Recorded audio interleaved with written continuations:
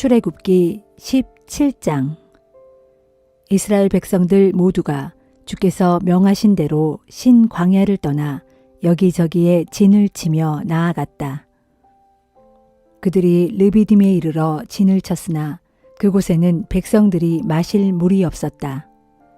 백성들이 모세에게 대들었다. 우리에게 마실 물을 주시오. 모세가 그들에게 대답했다.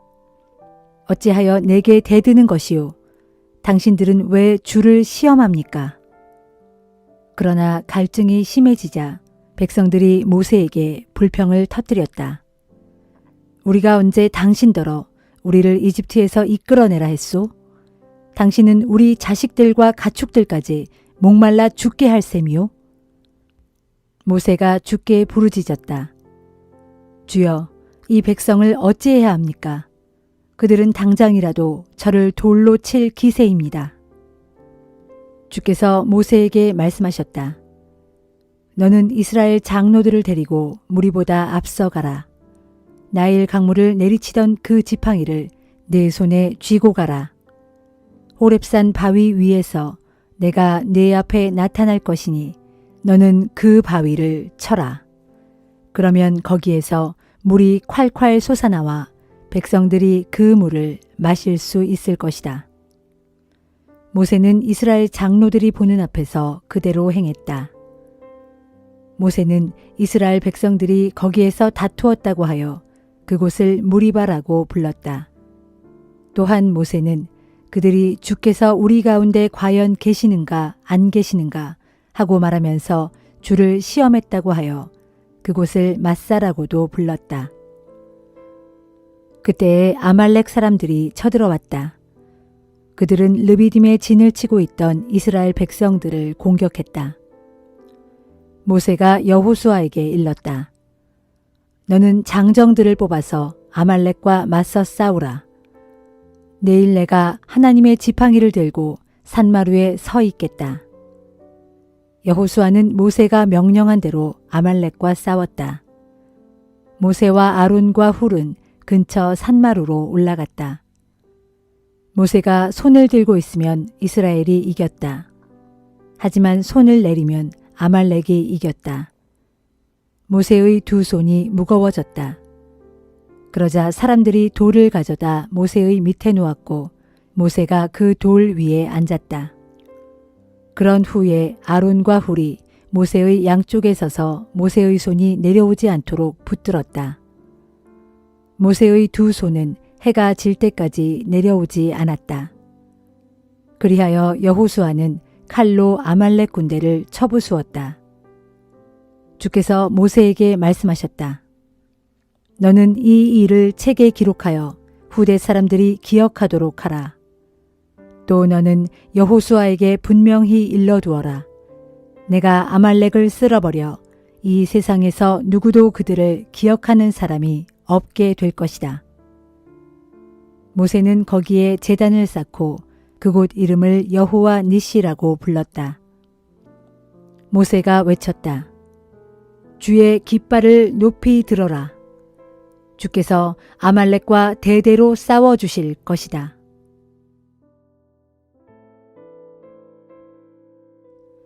누가복음 20장. 어느 날 예수께서 성전들에서 복음을 가르치고 계실 때였다. 대제사장들과 율법 교사들과 장로들이 몰려와서 예수께 따졌다. 당신은 무슨 권한으로 이런 일을 하시는 거요? 누가 당신에게 이런 권한을 주었소? 예수께서 그들에게 대답하셨다. 나도 당신들에게 한 가지를 물어보겠으니 대답해 보시오. 요한의 세례는 하늘로부터 비롯된 것이요? 아니면 사람들에게서 비롯된 것이요? 그 질문을 받고 그들은 자기들끼리 의논하면서 말했다.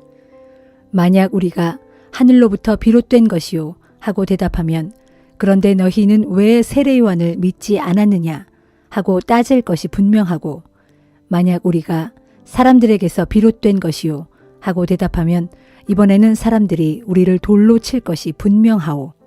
사람들은 모두가 세례 요한을 예언자로 믿고 있으니 말이오. 그래서 결국 그들은 우리는 모릅니다 하고 예수께 대답했다. 그러자 예수께서 말씀하셨다. 그러면 나도 내가 무슨 권한으로 이런 일을 하는지 당신들에게 대답하지 않겠소. 예수께서 사람들에게 한 가지 비유를 들어 말씀하셨다. 어떤 사람이 포도원을 만든 후 농부들에게 세를 주고 오랫동안 멀리 떠나 있었습니다. 수확할 때가 되자 포도원 주인은 종을 보내어 소출을 받아오라고 했습니다. 그러나 포도원 소작인들은 그 종을 때리고 빈손으로 돌려보냈습니다. 주인은 다시 다른 종을 보냈습니다. 이번에도 소작인들은 그 종을 때리고 모욕하면서 소출을 주지 않고 돌려보냈습니다. 주인이 다시 세 번째 종을 보냈습니다. 이번에도 역시 그 종은 상처를 입고 쫓겨왔습니다. 그래서 포도원 주인이 혼자서 말했습니다. 이제 어떻게 할까? 그래, 이번에는 내 사랑하는 아들을 보내야겠다. 설마 그들도 내 아들은 존중하겠지. 그러나 소작인들은 주인의 아들을 보자 이렇게 말했습니다. 이거야말로 참으로 좋은 기회다. 자기 아버지가 죽으면 이 사람이 이 땅을 전부 상속할 테니 아예 이 사람을 죽여버리자. 그러면 이 포도원은 우리 소유가 될 것이 아닌가. 그래서 소작인들은 주인의 아들을 포도원 밖으로 끌어내어 죽여버렸습니다. 자, 일이 이렇게 되었으면 여러분의 생각에 그 포도원 주인이 어떻게 할 것 같습니까? 내가 여러분에게 분명히 일러둡니다. 마침내 포도원 주인이 직접 와서 그 소작인들을 다 죽이고 그 포도원을 다른 소작인들에게 맡길 것입니다. 비유가 끝나자 이 말씀을 듣고 있던 사람들이 예수께 말했다. 설마 그들이 그런 짓이야 하겠습니까? 그러자 예수께서 그들을 똑바로 바라보시며 말씀하셨다. 그렇다면 성경에 기록된 대로 집 짓는 사람들이 쓸모없다고 버린 돌이 모퉁이를 받치는 머릿돌이 되었다. 라는 말이 무슨 뜻입니까? 누구든지 그 돌 위에 떨어지는 사람마다 깨어질 것이고 그 돌이 누구 위에 떨어지든 그 사람은 가루가 될 것입니다. 대제사장들과 율법 교사들은 예수께서 말씀하신 이 비유를 듣고 그것이 자기들을 빗대어 한 말씀인 줄 알았다. 그래서 당장이라도 예수를 체포하고 싶었지만 사람들의 시선이 두려워 어찌하지 못했다. 그리하여 대제사장들과 율법 교사들은 예수를 주의 깊게 감시하면서 기회를 엿보아 예수를 로마 총독에게 고발할 구실을 찾으려고 첩자들을 보내어 그들로 하여금 의로운 사람인 채 하면서 예수께 접근하게 했다. 그런 첩자들이 예수께 물었다. 선생님, 우리는 선생님이 말씀하시고 가르치시는 것들이 전부 옳다는 것을 잘 알고 있습니다. 선생님께서는 어느 쪽으로도 치우치지 않으시고 오직 진리에 부합하는 하나님의 참된 도리만을 가르치시는 줄로 압니다. 그러니 저희들에게 말씀해 주십시오. 저희가 로마 황제에게 세금을 바치는 것이 옳습니까? 옳지 않습니까? 예수께서는 그들의 속셈을 꿰뚫어 보시고 이렇게 말씀하셨다. 데나리온 한 잎을 내게 보이시오. 그 돈에 누구의 초상과 이름이 새겨져 있소? 그들이 대답했다. 로마 황제의 모습이 새겨져 있습니다. 그러자 예수께서 말씀하셨다. 그러면 이렇게 하시오. 로마 황제의 것은 로마 황제에게 돌려주고 하나님의 것은 하나님께 돌려드리시오. 이 대답을 듣고 사람들 앞에서 예수의 말씀을 책잡으려던 자들의 계획은 실패로 돌아갔고 오히려 예수의 답변에 크게 놀라고 감탄하여 입을 다물고 말았다. 부활이 없다고 주장하는 사두개파 사람들 몇 명이 예수께 와서 물었다. 선생님, 모세의 율법을 보면 만일 어떤 사람이 자식 없이 죽으면 동생이 그 형수와 결혼하여 죽은 사람의 대를 이을 자식을 낳아주어야 한다 라고 되어 있습니다. 그런데 어느 집에 7 형제가 살고 있었습니다. 맏형이 결혼을 했는데 자식 없이 죽었습니다. 그래서 둘째가 그 형수와 결혼했지만 그 역시 자식을 두지 못하고 죽었습니다. 그래서 차례대로 7 형제가 다 그 여자와 결혼했지만 아무도 자식을 남기지 못한 채 죽고 말았습니다. 그러다가 마침내 그 여자마저도 죽었습니다. 그러면 부활 때에 그 여자는 누구의 아내가 되어야 합니까? 7형제가 다 그 여자를 아내로 삼았으니 말입니다. 예수께서 그들에게 대답하셨다. 이 세상 사람들은 시집도 가고 장가도 가오. 그러나 죽었다가 다시 살아나 하늘나라에 들어갈 자격을 얻은 사람들은 시집도 가지 않고 장가도 가지 않소. 그들은 천사들과 같아져서 더 이상 죽음을 경험하지도 않소. 그들은 죽었다가 다시 살아나 새로운 생명을 얻은 부활의 자녀들이므로 곧 하나님의 자녀들이요. 옛적의 모세도 불에 타면서도 없어지지 않는 떨기나무를 언급하는 대목에서 죽은 사람들의 부활에 대해 보여주지 않았소. 그때 모세는 하나님을 아브라함의 하나님, 이삭의 하나님, 야곱의 하나님이라고 불렀소. 이처럼 하나님께서는 죽은 자들의 하나님이 아니라 살아있는 자들의 하나님이시오. 그러므로 하나님께는 모든 자들이 다 살아있소. 이 말씀을 듣고 율법 교사들 가운데 몇 사람이 말했다. 선생님, 옳은 말씀입니다. 그러자 사두개파 사람들은 더 이상 예수께 감히 묻지 못했다. 예수께서 그들에게 계속 말씀하셨다. 당신들은 어찌하여 그리스도를 다윗의 자손이라 하는 것이요. 다윗 자신이 친히 쓴 시편을 보면 주님께서 내 주께 이르신 말씀이라. 내가 네 원수들을 네 발 아래에 굴복시킬 때까지 너는 여기 내 오른쪽에 앉아 있어라 하였소. 자, 보시오. 다윗은 그리스도를 주라고 불렀는데 어떻게 그리스도가 다윗의 자손이 될 수 있단 말이오. 예수께서는 사람들이 듣고 있는 가운데 제자들에게 이렇게 말씀하셨다. 너희는 율법 교사들을 조심하여라. 그들은 긴 옷을 입고 다니기를 좋아하고 거리에서 사람들에게 인사받기를 즐기며 회당과 잔치집에서는 윗자리에만 앉으려 한다. 그들은 과부들의 재산을 가로채 삼키면서 사람들에게 거룩하게 보이려고 큰 소리로 길게 기도한다. 이런 사람들에게는 장차 하나님의 무서운 심판이 내릴 것이다.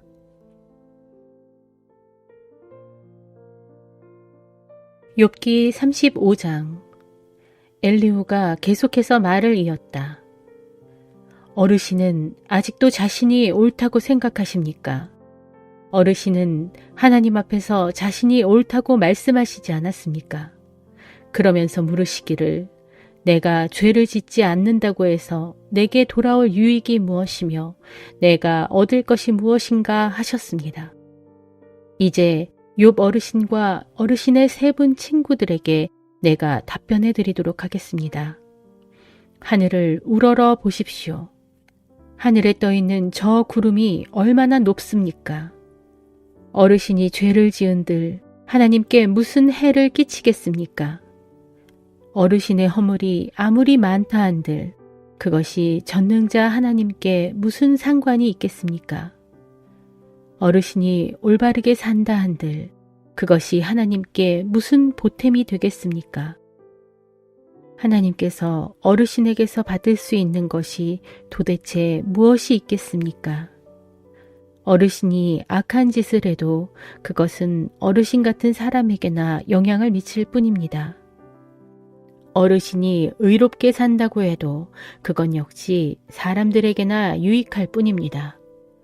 사람들은 억압을 당하면 울부짖게 되고 권세 있는 자들에게서 자신을 구해달라고 간청합니다.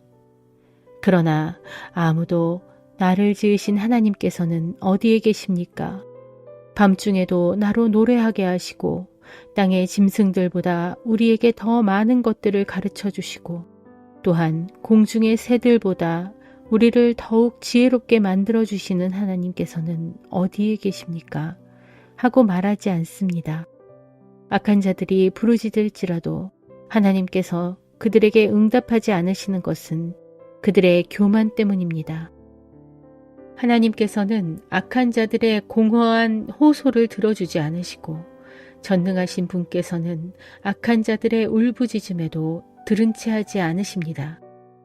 욥 어르신은 말씀하시기를 하나님을 뵐 수 없다 하였고 또 심판은 하나님께 달렸으니 나는 그분을 기다릴 수밖에 없다 하셨습니다. 더 나아가 하나님께서는 악한 자들에게 진노의 형벌을 내리지 않으시니 아마도 그런 일에는 관심을 기울이지 않으시는 모양이다 하고 욥 어르신은 말씀하셨습니다. 그러니 욥 어르신은 지금껏 입을 열어 헛된 말을 하신 것이고 무얼 제대로 알지도 못하면서 계속 빈 말만 늘어놓고 계셨던 것입니다. 고린도 후서 5장. 우리는 땅에 있는 우리 육신의 천막집이 무너지면 하나님께서 지으신 집, 곧 우리의 손으로 지은 집이 아닌 하나님께서 하늘에 손수 지으신 영원한 집이 우리에게 있는 줄을 알고 있습니다. 지금 우리는 이 육체의 천막집에서 탄식하는 가운데 하늘로부터 오는 우리의 영원한 하늘집으로 옷 입기를 갈망합니다.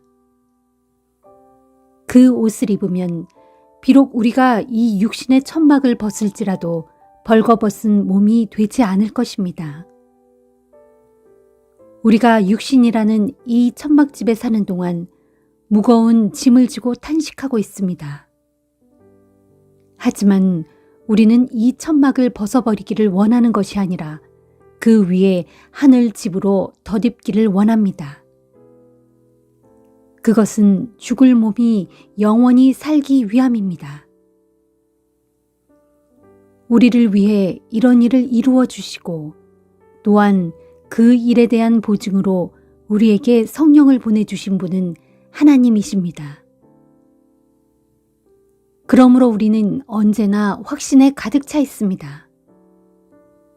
우리가 육신의 몸에 머물러 있는 동안에는 우리가 주님에게서 떨어져 따로 지내고 있다는 것을 압니다. 우리는 눈에 보이는 것으로 살아가는 것이 아니라 오직 믿음으로 살아갑니다. 우리가 담대하게 바라고 원하는 것은 차라리 몸을 떠나 주님과 함께 사는 것입니다. 그러므로 우리가 몸을 지니고 살든 몸을 떠나 살든 우리의 목표는 오직 주님을 기쁘게 해드리는 것입니다. 장차 우리 모두는 그리스도의 심판대 앞에 서서 심판을 받아야 합니다. 그때 우리는 몸을 입고 이 땅에서 사는 동안에 우리가 했던 모든 일, 곧 선한 일을 했든 악한 일을 했든 우리가 몸으로 행한 모든 일에 따라 보응을 받을 것입니다. 그러므로 우리는 주님을 두려워해야 하는 이유가 무엇인지 잘 알고 있기에 사람들을 설득하려고 애씁니다. 우리의 됨됨이는 이미 하나님 앞에 밝히 드러나 있습니다. 나는 그것이 여러분의 양심에도 환히 드러나기를 소망합니다.